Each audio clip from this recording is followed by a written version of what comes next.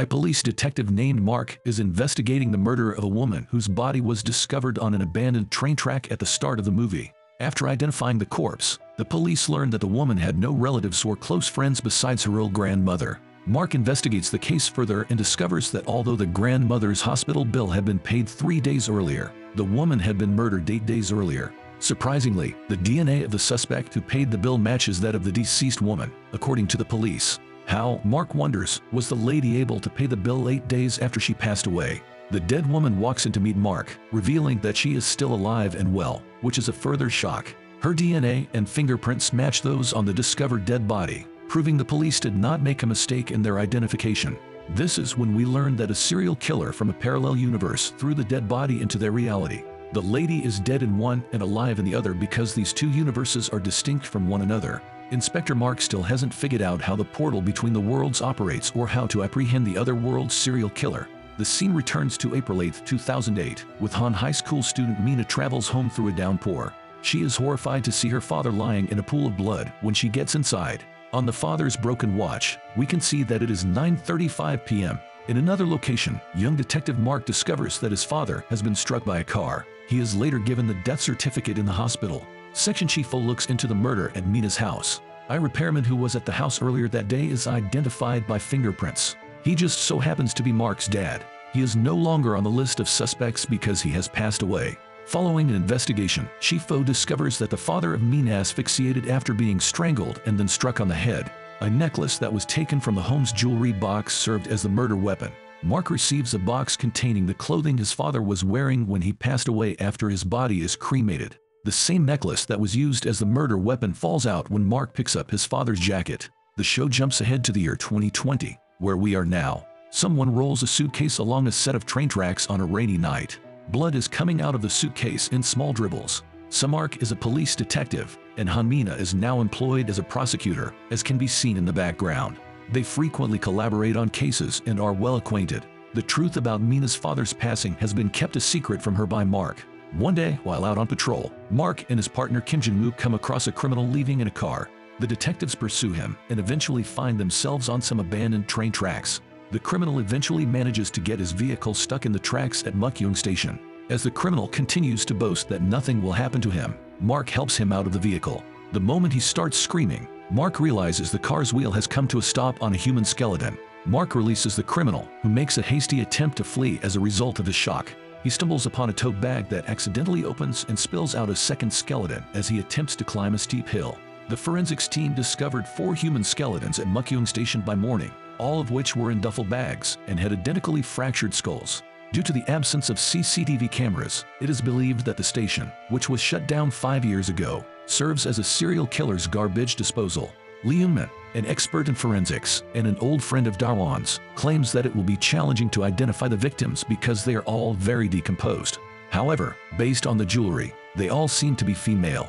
Mark notices something strange a short distance down the track, a nearby tunnel that is stuffed with empty candy wrappers. The National Forensic Service building is where the bodies are taken, and Mina goes there to look into it. The doctor informs her that although all 4 skulls sustain the same blunt force trauma, the skeletons are so mangled that it is obvious the killer beat the victims long after they were already dead. The file on her father's murder, which sounds eerily similar to these deaths and has still not been solved, is given to the doctor by Mina. The doctor concurs that the skull fractures are similar, but she is unable to speculate as to whether the recovered bodies may have been killed by the same person because she cannot identify the cause of death for them.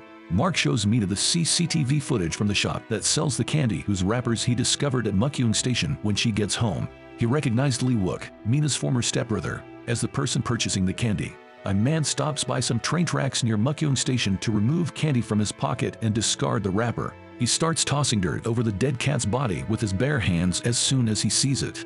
When a police officer arrives on the scene and informs him that he cannot be there, he just keeps covering the cat and saying, "Danger, mirror, traffic lights, stop," over and over again. Lee Wook, Mina's former stepbrother, is the man. When the police bring him home, his mother, Jo Young-ran, who was once Mina's stepmother, yells at them to just take him with them. Mark arrives on the scene in the interim to speak with Wook. He understands that since their last encounter, Wook has developed a mental disability. When everyone has calmed down, Mark introduces Young-ran to himself once more. After her father passed away, Mina was taken to live with Mark in her memory. It turns out that Mark took her in because Wook would harass her sexually and Young Rand would abuse Mina. Mark finds out that Wook crashed his car into a telephone pole while intoxicated and suffered a head injury. When Wook sees him coming, he barely acknowledges him, but Mark recalls beating the hell out of Wook when he attacked Mina. Mark gives Wook a candy he brought with him before displaying a picture of Mukyoung Station to Wook. He inquires as to whether Wook has seen anyone there carrying a large bag or using a shovel to dig. Wook doesn't respond and instead begins to play with the train set while saying, "Danger, mirror, traffic lights, stop." Mark discovers that he has scrawled those words, as well as other seemingly random ones like mom, pig, and Buk Jiran Gru, all over the walls of his bedroom. Mark informs Youngmin that he has a fingerprint from the candy wrapper he earlier gave to Wook back at the station. He requests that she contrast them with the ones on the duffel bags. Mark notices something intriguing in the background as Youngmin flips through some photographs of crime scenes. One body is next to an outdated warning sign, another is next to a broken mirror, and the third is next to a set of broken traffic lights. Before leaving, he instructs Youngmin to call him when she has the fingerprint analysis results. Mark then visits the scene where they discovered the bodies and finds each of the objects shown in the pictures. He doesn't see a stop sign to go with stop, but they just so happen to be the same as the words Wook keeps repeating: danger, mirror, and traffic lights. Youngmin calls him at that precise moment to ask him to confirm that Wook's prints match those discovered on the duffel bags. The words are revealed to be a reminder of the location where the bodies were hidden, as Mark also discovers a stop sign. Certain that there is a fifth victim, and that the word Buk Jiran Gru on Wook's wall will lead them to it. He calls Jae-hyuk and instructs him to look for anything associated with the word. He hangs up and discovers Mina waiting for him. He explains everything to her after she inquires about Buk Jiran Gru and a fifth victim. She assumes that this means Wook killed her father as well, but Mark murmurs that Wook was unrelated to her father's passing.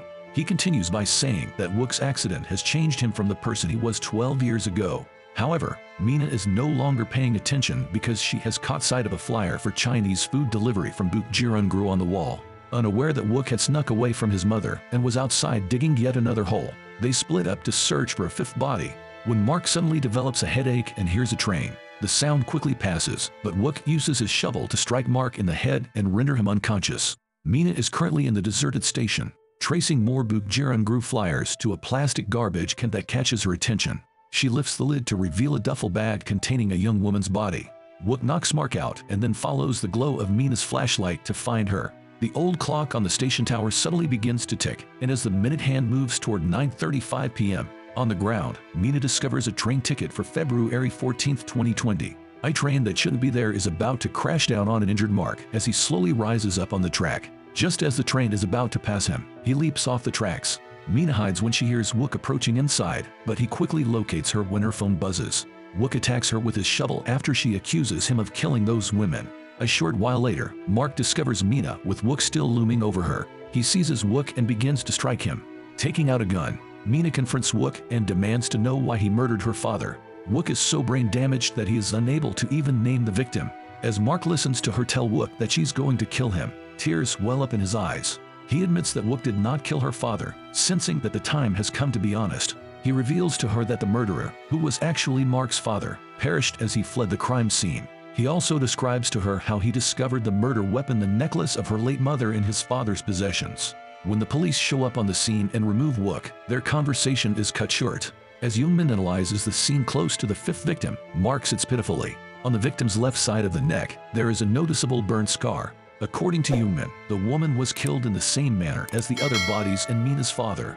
Back at the police station, Mark informs Director O that in addition to the fingerprints on the bag, the fifth victim's body contained DNA evidence of a sexual assault that can be compared to Wook's DNA. Mark informs Director O that he was honest with Mina, as she was the one who looked into the case at the start of the series. It turns out that she also knows about his father. Even though they have only identified one victim, a detective tells Youngmin that the bag of jewelry that was found on the victims is ready to be returned to the families. She observes that one earring is missing its match, which is odd given that all the other jewelry is complete. Mark asks Wook if he admits to knowing where the bodies were hidden in the interrogation room, but Wook gives no helpful information. The detectives then find out that Jia, a 26-year-old woman, is the fifth victim. Sadly, her grandmother, who has dementia and lives in a nursing home, is the only member of her family. Mark is becoming increasingly frustrated as he presses Wook about Jia, but Wook simply shakes his head and replies that he doesn't know. A train comes, chug chug, puff puff, he chants. When his mother Youngren finally shows up, she admits to being the first to discover the bodies at Mukyeong train station. She extends her trembling hand and displays the missing earring as evidence. She relates how 3 years ago, on a rainy night, she was accompanying Wook home from the community center when they discovered a suitcase that contained a body. Mark points out that Wook's prints were discovered on every suitcase and that he was aware of the precise location of the bodies' graves. Since his accident, Wook has had fits and fits when he sees anything that is dead, according to Youngran, who claims that Wook buried them. She claims he enters any dead animals he discovers, and she later discovered he was entering the human remains at the abandoned station. The nurse at the nursing home where victim Jia's grandmother resides confirms that she hasn't seen Jia in a few months when Jae-hyuk and Jinwoo pay a visit. The nurse claims that she was just wired her monthly salary 2 days prior, despite the fact that they break the bad news that Jia was murdered 10 days prior. When Min enters the evidence room at the police station, she discovers a box labeled Samark, April 15, 2020. She compares the jewelry to images of her mother's old jewelry box and, surprisingly, it matches the jewelry from the murdered women. She understands that the murder has some sort of relationship. The CCTV footage from the convenience store where the nurse bay was wired is then examined by Mark and Jae-hyuk. They didn't leave a used coffee cup behind, but it's hard to tell who did it. Then, Mark goes back to the police station, where Mina is waiting to ask him if his father had any additional jewelry with him when he passed away. She explains that not just the necklace, but all of her mother's jewelry vanished the night her father was killed. So if his father was guilty, he would have had everything on him when he passed away. Mark reiterates that his father is the murderer and that all the evidence points to this. Since the coffee cup's DNA matches Lee Jia's even though she passed away 8 days before the cup was left at the convenience store, Youngmin believes that the coffee cup may have been contaminated. To Mark's surprise, a young woman enters his office and introduces herself as Lee Jia. He's completely silent as he stands. Even the next car on the Lee Jia, who is currently in front of him, matches the one on the Lee Jia who is dead. Mina is sloshing in the rain as she strolls along the tracks at Mukyeong train station. She takes out the February 14, 2020 train ticket she discovered among some trash. When the timer reaches 9:35 p.m., the train signals start to chime abruptly. As a train suddenly appears and rushes past Mina, she stands perplexed. When a passenger train suddenly appears at an abandoned track, she can't believe what she's seeing. A single person, dressed entirely in black and wheeling a sizable suitcase through the compartments, is the only other person on the train. She moves toward a suitcase that has been thrown out of the train after hearing it. When a gun cocks, she turns her head and begins to unzip the bag. Only the lone patrol officer on duty can hear a shot ring out. Jia is shown pictures of her dead self while Mark and she are in a private room.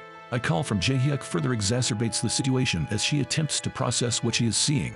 The identical fingerprints of the deceased Lee Jia and Lee Jia rule out the possibility of mixed identities or unidentified wins. He runs down to the train station and makes another call to Mark. The ghost train reappears at another station in the following scene, this time carrying passengers. A man in a suit and holding a gun steps off the ship. When Mark gets to the train station, he finds out that the patrol officer found a new suitcase, which contained yet another dead woman. The officer is perplexed because nobody entered the building but Mina, a female detective. Mark finds Mina's lifeless body, which has been shot through several times, not far from the tracks. He sobs and calls her name, pleading with her to wake up. Finally, we get to see the parallel universe. Alternate Mark exits the train at the Mukyeong station in the alternate reality before the police enter and discover a man who has been shot to death.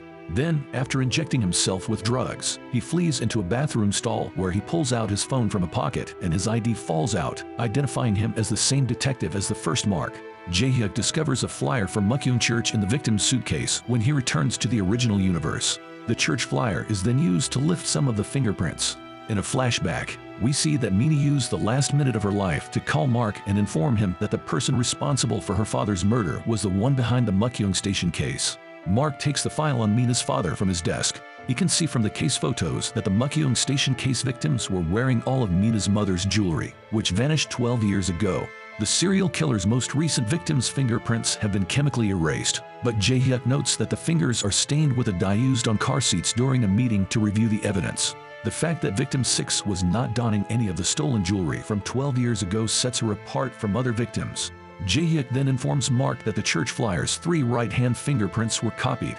Mark discovers from Jae-hyuk and Jinwoo at the police station that the man's fingerprints, Lee Jin-sung, were linked to a significant drug scandal 3 years prior. Since no one knows where Jin-sung went after being released from prison, Mark, who also served as his arresting officer, advises searching for his girlfriend. They eventually locate Park Min-king, the girlfriend, in a club. They also locate Jin Sung, who makes an attempt to flee when he sees the police. In a flashback, we see that while Mark was being held 3 years ago, Min King gave him a USB drive containing Jin illegal Sung's ledger. She only requested that her boyfriend receive a less severe punishment. Back in the present, Mark notices the hair clip in Min Hair King's and deduces that Jin Sung gave it to her. Jin Sung stutters that he was at work when Mark points his gun at his head and demands to know where he was 4 days prior. Upon their arrival, Jinwoo and Jae-hyuk report that Jin Sung is telling the truth in light of the surveillance footage. Inquiring as to how Jin Wright Sung's fingerprints came to be on the church flyer, Jinwoo shows up to remind Jae-hyuk about the fingerprints. The glove on Min Wright King's boyfriend's hand comes off, revealing that his middle and index fingers have been amputated. The detective's investigation has come to a halt, leaving them in disbelief. Mark then visits the Mukkyun church but discovers it to be deserted. As the flyer displays the current event schedule, he watches in shock. When Mark enters the deserted Mukkyun church, he discovers a flyer from 2015 listing the church's new name and address. He goes there right away and discovers that the church has been there for 5 years. When the man closely examines the flyer, he points to the image of a pastor and tells Mark that the pastor has been dead for 3 years. Mark considers the two Leas with identical scars while driving. Jin missing Sung's fingers that managed to leave fingerprints on the church flyer, and a deceased pastor whose picture can be seen on the flyer for a long-closed church. In the alternate universe, someone recognizes alternate Mark and dials 911 as he gets on the train at Mukkyun Station. Mark is delayed in a restroom as two detectives search the train. The detectives bang on the door after observing that the bathroom has been occupied for some time. Being trapped, alternate Mark opens the bathroom door, punches his way out, and quickly leaves. The original Mark is back in his homeworld, strolling along the abandoned station's train tracks. When he hears a train coming, the broken watch advances the time to 9:35. At the same time that the detectives are pursuing alternate Mark with their guns drawn, Mark notices Mina sitting inside the train as it passes by. Mark is able to pull himself onto the moving train from the outside and enter after using his gun to break a door's window. Mark searches for Mina while carrying his gun, and when the train stops, he approaches a person who resembles her. Sadly, Mina is not the woman.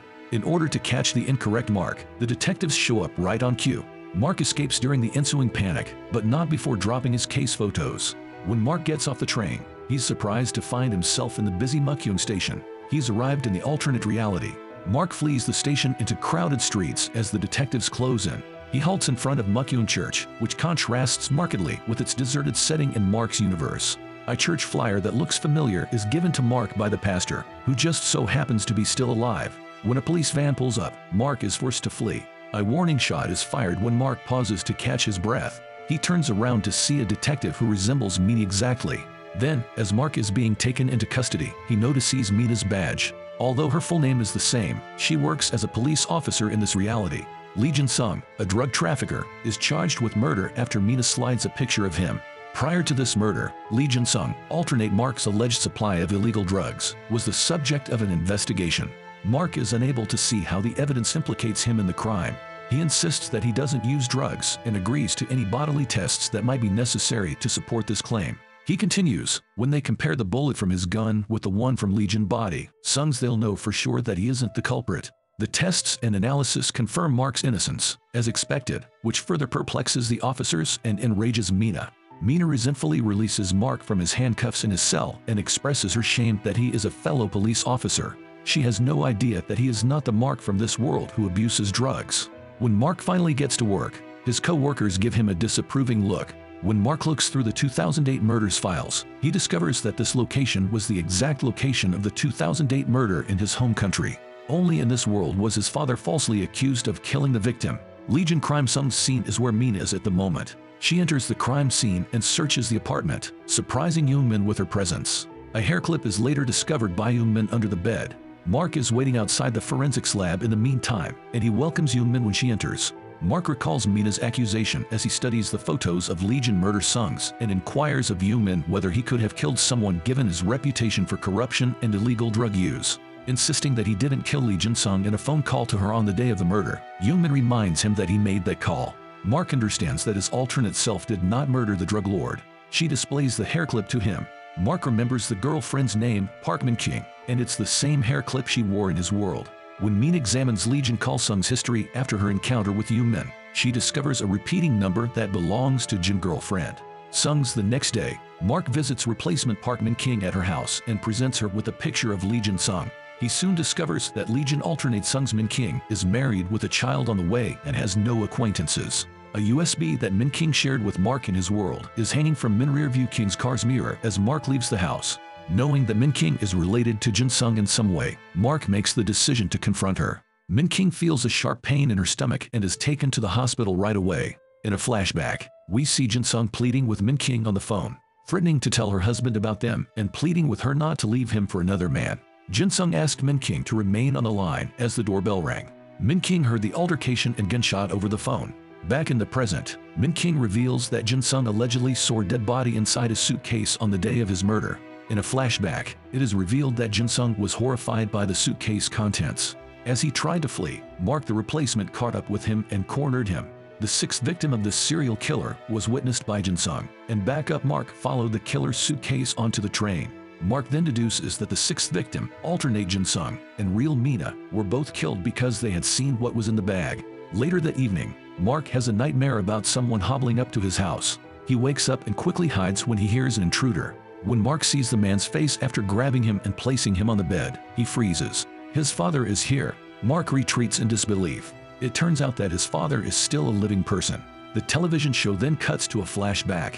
Mark, a teen, receives a call informing him that his father left his phone at a construction site. Mina runs into him as he is heading to pick it up, and he assists her in gathering her belongings. The voiceover narration is by adult Mark. The forked road envelops two worlds, he says. Our fate was altered by our two different decisions that day. In one reality, Mark simply observes Mina before moving on, but in another, he decides to approach her. As a result, reality splits into two distinct worlds with vastly different futures. In one scenario, Mark's father returns to the residence of his client to retrieve his phone. He stumbles through the front door and briefly blacks out, indicating that he is very inebriated. He finds himself lying next to a dead body when he awakes. When he tries to wake the man up while believing that he is sleeping, a gold necklace accidentally falls from the dead man's throat. When Mark's father picks it up and notices that it is stained with blood, he finally understands what is taking place. Leaving the house, he takes the necklace with him since it bears his prints. Just as he is about to be struck by a car, Mark spots his father running down the street and manages to pull him out of the way. The original Mark is currently trapped in this alternate reality. In a parallel universe, Mark hands his umbrella to the attractive girl waiting for the bus before silently walking away. After that, a restaurant owner stops him and complains about his father's intoxication and mess at her establishment. Due to these delays, Mark is unable to stop the hit-and-run driver from killing his father. He loses his father, but he gains Mina as a friend, and 12 years later he is devastated by her passing. The first world was like this. When Mark sees his father in this new reality, the series jumps back to the present, where he freezes. The father is actually the father of alternate Mark. Mark finds out that the father served 10 years in prison for killing Mina's father. He begins to walk away when Mark hesitantly inquires about what actually transpired 12 years ago. He begs God to explain why he was set up to commit the murder while he knows father is innocent. His father claims he was too inebriated for him to remember anything. Mark stays up late studying this world's interpretation of the Mukyoung residential murder while his father sleeps. He notices that in this reality, Section Chifo had charged his father with murder, whereas in the first, she had closed the case because he had already passed away. Mark is summoned to alternate Directoro's office while at work. He insists that his father was framed and brings up the Mukyoung residential murder. Mark discovers that his alternate self had similar reservations about the situation. He mentions the case of stolen jewelry and claims to have recently seen it. He claims that the murder was just the start of a case involving serial killings, but Section Chifo appears to have already heard this information from Alt Mark. Mark then boards the train at the actual Mukyoung station in this world. When it is 9:35 p.m., he continues to ride while paying close attention, but nothing occurs. When he recalls the first time he saw the train, he recognizes a crucial element. Each time the train pulls into the deserted station, it is raining. When he inquires at the station, he discovers that there is a particular train, 8210, that is used when it is raining. However, he is informed that the train is an old one that is being retired because a significant accident nearly occurred the last time it ran. The train 8210 is seen in the rail yard in the following scene. A man enters, grabs a pill from a bottle, and makes his way out while dragging his right foot. Then he discovers a case file that was misplaced while Mark was being pursued by the police. The fact that there are pictures of Mark and Mina together inside indicates that the file is from Mark's home universe. Mark calls the police station to find out why the officers were on the train in the first place the night he rode it between worlds before going to the rail yard to investigate the train. He discovers that his alternate self was also on the train when he finds out that there was a tip-off that he was on the train. That night, while Mark was lost in this world, alternate Mark found himself in his. In the meantime, in the first world, alternative in the hospital, Mark awakens while watching the news about the sixth victim who was discovered at the abandoned Mukyoung station more than a week earlier. When he learns that Mukyoung station is shut down, he is perplexed. When Yoonmin suddenly enters, he inquires about the serial killings and asks her why Mukyoung station is reportedly closed. Yoonmin is concerned that Mark is currently mentally unstable. Mark discovers fresh dirt on the train's floor when he returns to the alternate reality. He picks up the phone tentatively when it rings out of the blue. All of us live many lives simultaneously, a distorted voice says. The voice continues, Mark crossed the line. Mark charges the man with killing Mina and all other victims from 12 years ago to the present. When the train is damaged and the portal between the worlds is blocked, the man simply laughs and inquires as to how he will demonstrate this. The man then tells Mark that he must remain silent or risk losing something else important to him. Mark hears the thump when he drops the phone and rushes to the sound, but the man has already left. He discovers a fire in a barrel outside the train and a picture of himself and Mina on the ground. A rookie detective named June extends a dinner invitation to Mina after she transfers to the Mukyoung police station. She abruptly declines, telling him that since she won't be attending, there is no need for a welcome dinner as well. Following that, Mina sees her therapist Dr. Siak and discusses the night her father passed away and how, in contrast to Mark's father, who claimed in court to be unable to remember anything, she is unable to forget. That Mark's father lives an ordinary life continues to infuriate Mina. The next day, Mark and Mina are tasked with looking into a case of a missing person. They arrive at a house by car and meet up with Jae-hyuk and the inexperienced detective June. Detectives discover that Yoon King-hee, an elderly woman, has been missing for 2 weeks. And the reason it's just now coming to light is that her daughter Sunmi was away. When Mark comes across a picture of the family while questioning the daughter, he is horrified to realize that the missing woman is the sixth victim to have been discovered in his universe.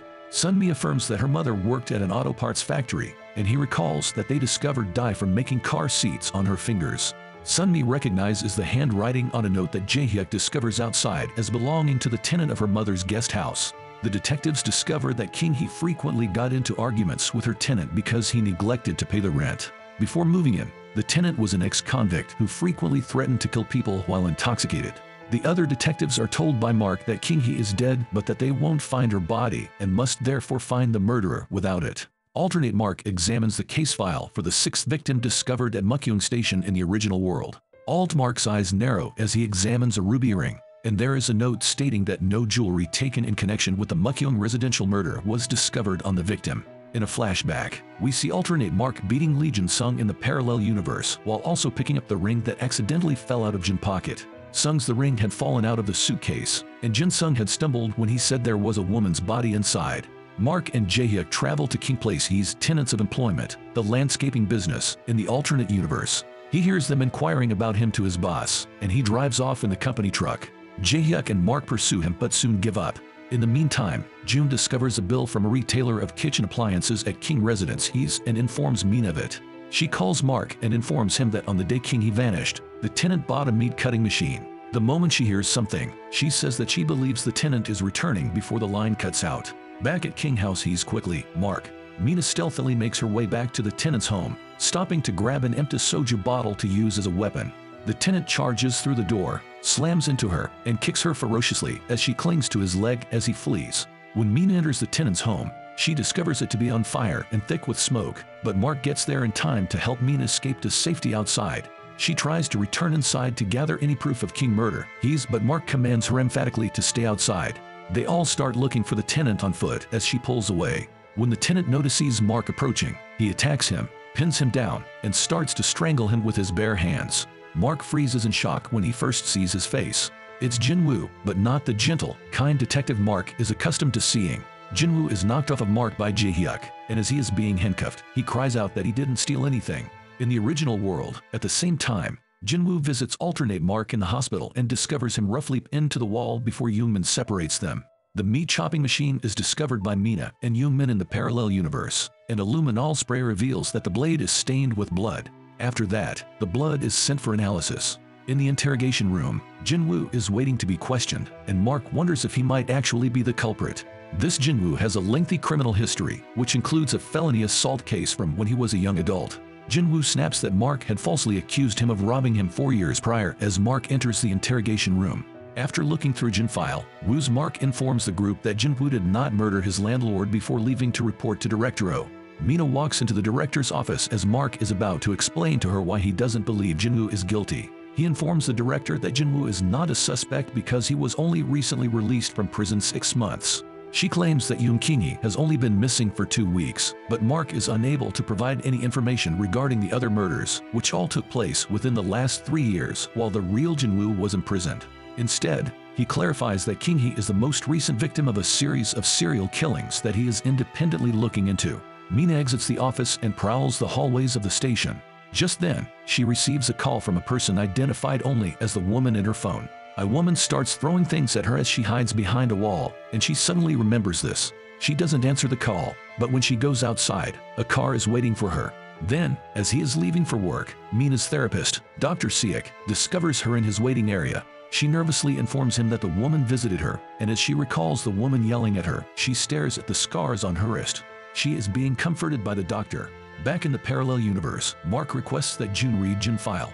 Woozy finds out about Jin felony Woo's assault, which occurred in high school. He then recalls the case details from his own world, including how, as a rookie cop, he had once discovered Jin grandmother Woo's sobbing outside of her market stall. Jinwoo fled with a big knife after some boys from Jin school Woo's destroyed her stall. Following the boys to an abandoned warehouse, Jinwoo was about to stab one of the boys when Mark reached for the blade and stopped him. Jin life Woo's had been altered, and because of his respect for Mark, he had decided to join the police. Since Mark was absent in the other scenario, Jinwoo was able to stab the young boy, ruining his life. Mark then enters the interrogation room and tells Jinwoo that he thinks he's not responsible for killing Kingi. He inquires as to why Jinwoo purchased the cutting machine and started the fire. Jinwoo declines to comment because he thinks Mark is trying to frame him. He does, however, mention to Mark that he frequently drove Kingi home from the train station and that, on the day of her disappearance, he saw an odd car along the route she frequently took. He sneers that he won't tell Mark any more information until he is set free and finds Mark's interest to be amusing.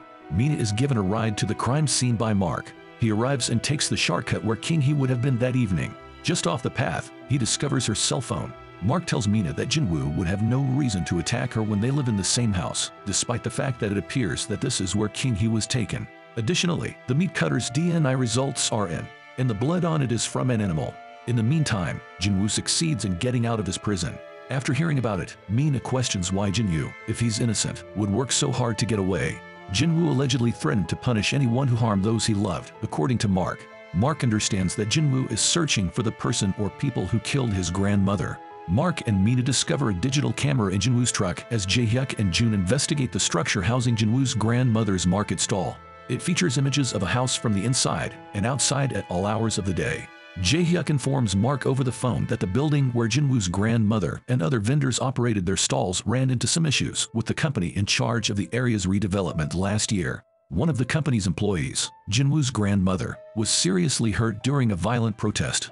Later, she passed away in a hospital. It's the fault of Gunhae-unk development. Mark makes a call for assistance knowing that Jinwoo is most likely going to attack his target right away. At the same time, Mark, Jae-hyuk, and Jun arrive at the house, but the doors are locked and they can't get in touch with the owner. Jinwoo is already inside, standing over the sleeping homeowner with a big knife in the following scene.